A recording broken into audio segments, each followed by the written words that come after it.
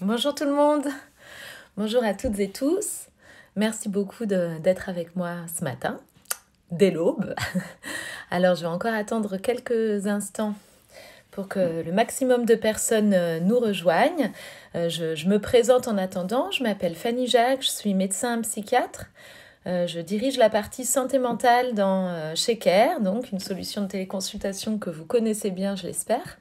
Et puis Care a décidé de vous accompagner pendant cette période un petit peu difficile et anxiogène en lançant un Morning Care tous les matins sur Insta, en Insta Live de 9h à 9h15. Alors je ne vais pas tout vous raconter, mais donc voilà, venez nous voir tous les matins. Il y aura des professionnels de santé différents pour des thématiques variées afin de vous accompagner et de bien démarrer la journée.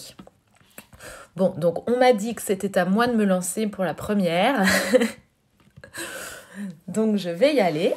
La thématique d'aujourd'hui, comme on est mercredi, la thématique souvent le mercredi, ça sera consacré aux enfants. Donc soit avec une de nos pédiatres, le docteur Salomon, soit parfois avec moi, plutôt sur ce qui concerne la pédopsychiatrie. Et donc, évidemment, aujourd'hui, avec cette rentrée scolaire qui vient d'arriver, la thématique toute trouvée, c'était vous donner peut-être quelques conseils, quelques idées pour que vos enfants, et donc là, on va parler notamment des plus petits, des 6-10 ans, pour qu'ils arrivent à vivre une rentrée scolaire bien réussie, malgré les événements récents et malgré les circonstances qui sont quand même assez anxiogènes pour des petits. Voilà, donc ça sera la thématique du jour. J'essaie de suivre, si vous avez des questions, posez-les-moi et puis au pire, on y répondra après l'Insta Live. Alors, moi, mon premier conseil, je vais essayer de vous donner vraiment des conseils pratiques pour vos petits. Et puis, j'espère ne rien oublier, mais pareil, sinon on complétera. Mon premier conseil, ce serait vraiment, ça peut paraître très, très banal, mais c'est de communiquer avec les enfants. Mais attention, il y a différentes formes de communication. Là, quand je parle de communication, c'est surtout laisser parler votre enfant. C'est pas la peine, vous, de l'abreuver d'informations. Un enfant n'a peut-être pas besoin de tout savoir. En revanche, il faut que vous le laissiez parler, que vous voyez, vous, quel est son niveau d'information. Est-ce qu'il y a des choses essentielles? Je ne sais pas si il est parti en voyage autour de la Terre pendant 9 mois et qu'il ne sait toujours pas qu'il faut porter un masque, pourquoi le porter et comment le porter. Alors là, peut-être que ça mérite une explication. Mais sinon, voilà, tout ne mérite pas d'être expliqué. Laissez votre enfant s'exprimer. Laissez-lui poser ses questions et puis bien sûr, évidemment, s'il a des questions pertinentes, vous lui répondez, mais ne rentrez pas trop dans le détail qui risque d'être anxiogène. Donc voilà, déjà, communiquez en le laissant parler et puis vous posez vos questions régulièrement. Le soir, à la sortie de l'école, vous lui demandez, parce que bon, les enfants, il y a toujours des petits malins en cours de récré qui ont toujours mieux compris que tout le monde. Et puis, il y a de l'information, mais aussi de la désinformation, de l'amplification. Donc faites attention à ce que votre enfant entend et perçoit à l'école, recalez-le dans la vérité s'il y a besoin. Mais voilà, vraiment, n'en dites pas trop. En fait, et donc du coup, j'en viens à mon deuxième conseil, c'est d'expliquer peut-être, non pas vraiment directement ce qui se passe. Un enfant n'a pas forcément, un enfant de 6 ans, savoir ce que c'est qu'un attentat djihadiste, pourquoi est-ce que ça existe, quelle est la différence entre un virus et une bactérie, je suis pas sûre que ce soit le plus intéressant pour lui. En revanche, ce qui va être intéressant de lui expliquer, ce sont plus, et on n'y pense pas, sont les conséquences un peu indirectes de ce qui se passe. Par exemple, typiquement, moi, quelque chose auquel je n'avais pas pensé, c'est mais pourquoi est-ce que tu m'emmènes à l'école et qu'ensuite toi tu rentres chez toi? Voilà, alors ça, dans la tête d'un enfant, c'est quand même, c'est pas simple de se dire mais pourquoi est-ce qu'elle me dépose, qu'elle se débarrasse de moi et qu'ensuite elle rentre tranquille à la maison. Si vous êtes en télétravail, expliquez bien ce qu'est le télétravail et que non, vous ne traînez pas toute la journée devant des séries à la maison, mais que vous travaillez.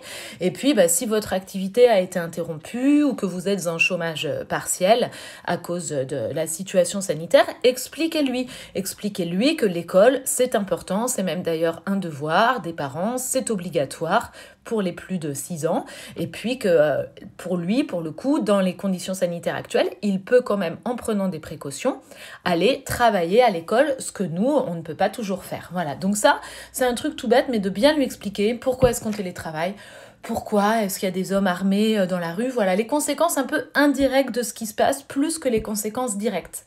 Un petit enfant de sa hauteur, c'est ça qui va l'intéresser.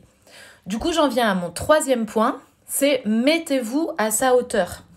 Ne culpabilisez pas votre enfant s'il vous paraît autocentré. Un enfant, c'est autocentré, c'est un principe de base et il faut l'accepter, même si parfois ça nous agace. C'est-à-dire que lui, ce qui va compter à son petit point de vue, et il ne faut pas le prendre à la légère parce que c'est un problème important pour un enfant, c'est évidemment, est-ce que le Père Noël va passer ? Est-ce que je vais pouvoir voir papy, mamie ?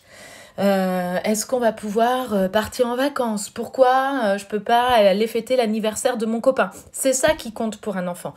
Donc ne vous agacez pas contre lui. Il y a des problèmes plus importants dans le monde, mon petit. C'est important d'être à sa hauteur, de se placer dans ses préoccupations, qui sont les préoccupations qui comptent pour lui. Moi, je me souviens, un de mes enfants, j'ai reçu un SMS du prof de tennis qui me dit les cours sont annulés. Juste après, je vois une notification comme quoi il y a eu un attentat à Vienne. Donc, je communique les deux informations à mon mari, l'une après l'autre. Et évidemment, j'entends une petite voix derrière.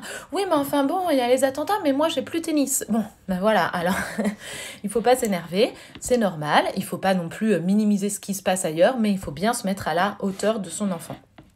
Du coup, j'en viens à mon 4e conseil. Autant que faire se peut, et même si les circonstances sont difficiles, il faut justement essayer de recréer une ambiance un peu sympa, féerique, du moins un cocon rassurant dans la maison pour son enfant. Même si il pense à son cours de tennis et à Noël, au fond de lui, l'enfant, il est quand même un petit peu préoccupé, forcément. Dehors, il n'y a personne dans la rue. Les seules personnes que l'on voit, elles sont masquées, ou alors elles sont armées avec des gilets pare-balles avec le plan Vigipirate. Bon, pour un enfant de 7-8 ans, ça peut quand même être préoccupant. Donc c'est hyper important qu'il considère la maison comme un refuge dans lequel il peut rentrer. Et là, il retrouve l'atmosphère qu'il retrouve d'habitude.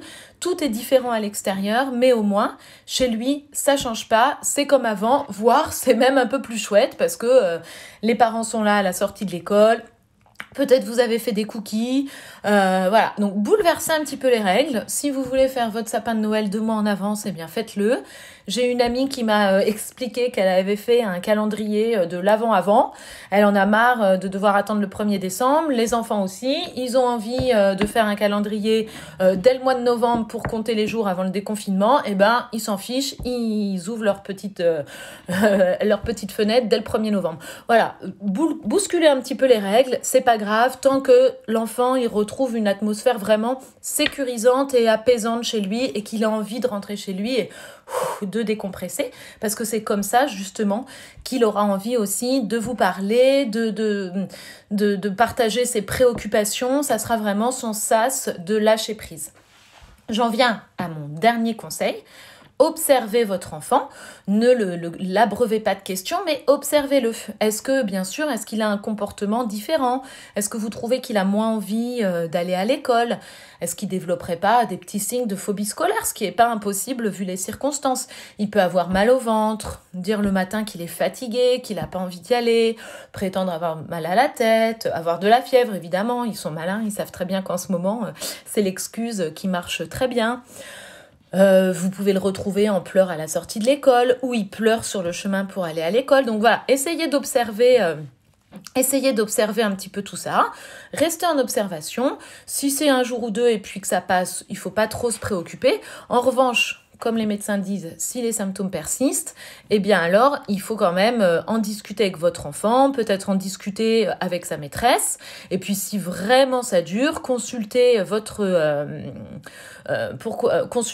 médecin généraliste et puis peut-être éventuellement un pédiatre ou un pédopsychiatre. Comme vous le savez, chez Care, on a également de la téléconsultation. Si c'est compliqué de voir votre médecin, n'hésitez pas à demander conseil auprès d'un professionnel de santé. Ça serait bien sûr mon dernier conseil, peut-être le plus important, d'observer son enfant et de faire attention qu'il ne développe pas des manifestations anxieuses trop fortes. Un dernier conseil tout bête, peut-être pour terminer là-dessus, c'est de relire. Je me suis rendu compte, moi, que les enfants, avec le masque, eh bien, ils entendaient moins bien leur maîtresse, ils comprenaient moins bien, ils se parlent entre eux moins bien également. Donc, n'oubliez pas le le soir, ça c'est un truc très pratique, de relire un petit peu les cours, les notes prises, etc. Parce que je vois que j'ai l'impression qu'ils comprennent quand même moins bien, qu'ils oublient des consignes, qu'ils les ont pas entendues. Donc refaites un petit check de ce qui s'est passé à l'école. Voilà, j'ai regardé. Pourquoi je crie? Parlez doucement, je suis désolée, j'ai toujours l'impression qu'on m'entend pas, moi, quand je suis en Insta Live. J'écouterai Valentin la prochaine fois et je mettrai des oreillettes. J'ai pas vu de questions, je ne pense pas, mais ça a défilé très très vite. J'espère avoir été assez complète. Si vous avez des questions, de toute façon, vous pouvez nous les faire parvenir par ailleurs. Voilà. Écoutez, je vous souhaite une bonne journée. Aujourd'hui, c'est mercredi, donc peut-être que vous êtes avec vos chers bambins. Voilà. Écoutez-les, soyez bienveillants avec eux, créez une atmosphère sympa à la maison, observez-les, expliquez-leur tout en douceur et je pense que tout devrait bien se passer. Voilà, pour une bonne rentrée scolaire réussie. Je vous souhaite une bonne journée et je vous dis à la semaine prochaine. Au revoir.